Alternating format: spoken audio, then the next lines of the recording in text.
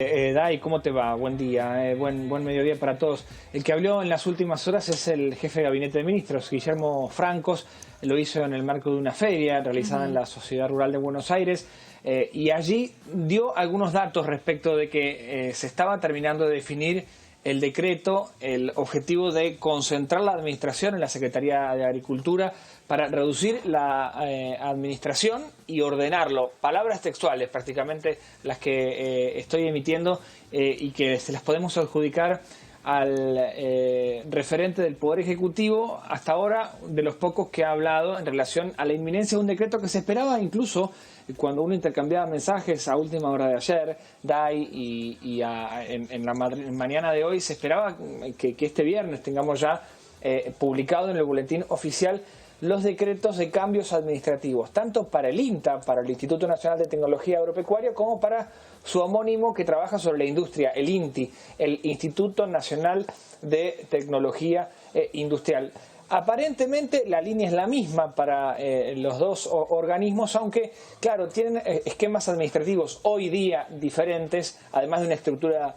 presupuestaria diferencial. El presupuesto que necesita para funcionar bajo estas condiciones el INTA es más voluminoso respecto de las partidas que hacen falta para que el INTI con su estructura actual opere, pero bueno, se esperaba precisamente el decreto que por ahora no ha salido. Esto no se descarta de que quizás haya algún tipo de novedad a última hora de este viernes o incluso durante el fin de semana. En el caso del INTA, Dai, lo que hay que decir es que bueno, el objetivo es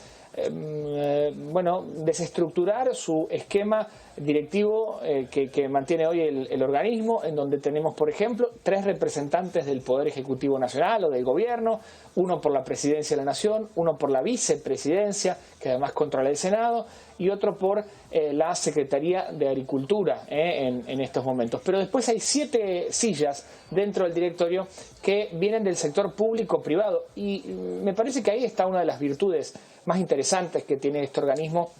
que a diferencia quizás de otras entidades que tienen ligazón con el Estado, en el caso del INTA ha venido trabajando muy fuertemente y de manera virtuosa, porque te lo dicen los mismos privados, con el empresariado argentino, porque muchos de los hitos tecnológicos que ha desarrollado el INTA o que se han investigado dentro de sus organismos, de sus centros experimentales distribuidos en todo el país, después han pasado a manos privadas y son los privados los que terminan pagando licencias, pagando regalías y en parte también financiando el presupuesto del propio organismo. Bueno, el plan del Gobierno Nacional, al menos lo que se deja trascender, es que se intentaría limitar las sillas vinculadas al sector privado o las entidades, por ejemplo, del campo, para que haya una especie de 3-3, 3 representantes del gobierno, 3 vinculados al ámbito institucional / privado, y que en caso de un empate siempre puede desempatar el Poder Ejecutivo, y esto a la luz de los cambios que estarían estructurando bajo este nuevo organigrama administrativo en el INTA, básicamente restringir presupuesto y también reducir algunas de sus más de 400 sedes entre campos experimentales, sedes administrativas, oficinas técnicas que están incluso en el área urbana de algunas de las ciudades argentinas, desplegado en todo el territorio, porque no solo trabajan, por ejemplo, sobre los cultivos extensivos, sobre los granos gruesos, sino que el INTA también tiene dependencias específicas que están muy cerca de, por ejemplo, los productores de economías regionales. Si hablamos de presupuesto, el presupuesto del organismo, del INTA, al 30 de mayo ascendía a 244.000 millones de pesos, pese a que Federico Sturzenegger, otro referente del Gobierno Nacional, había hablado de más del doble de esa cifra, un elemento con el que intentaba argumentar la necesidad de bajar el presupuesto. La realidad del INTI, del Instituto Nacional de Tecnología Industrial, que por ejemplo aquí en provincia de Santa Fe tiene representación en Rosario, en Rafaela con 2 oficinas, y con menor personal en Santa Fe, hoy sin sede, sin espacio físico, y también en Reconquista. Bueno, el presupuesto es más acotado, son 85.000 millones de pesos los que tiene en lo que respecta a gastos de funcionamiento, y de acuerdo a lo que se sabe hasta ahora,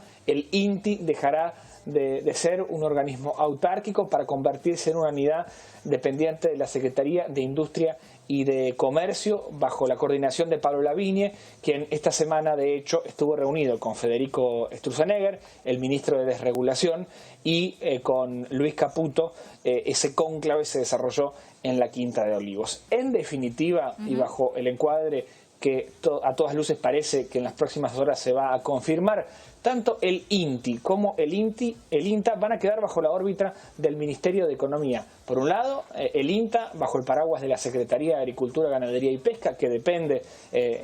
bueno, del ministro Luis Caputo, y lo mismo pasará con el INTI bajo el control de la Secretaría de Industria y Comercio. Antes eran dos carteras, por un lado industria, por el otro lado comercio, ya hace un tiempo unificadas bajo el control de Pablo Lavigne. Veremos qué pasa. Sí, y esto es real, porque uno intercambia mensajes con referentes por ejemplo, gremiales, tanto del INTI como del INTA, hay mucha incertidumbre en los trabajadores porque entienden que estos cambios que dan por tierra con la autarquía de ambos organismos son la puerta de ingreso a algo que no se sabe todavía, que es la posibilidad de que se achiquen puestos de empleo y también se rematen, se vendan terrenos que son propios de estos organismos. Sí, o se achique el empleo, que es una situación gravísima, o también le modifica totalmente la vida al trabajador, porque si cierran en la dependencia donde está trabajando, lo trasladan a kilómetros. Eso también puede llevar a que se achiquen más todavía las posibilidades de mantener el empleo. Pato, muchísimas gracias y lo seguimos. Bueno, después cuando ya sepamos si hay modificaciones concretas la semana que viene, lo volvemos a analizar. Claro que sí, estaremos atentos al devenir de esta información. Que tengan buen fin de semana, y nos reencontramos el lunes. Igualmente, hasta luego, Pato.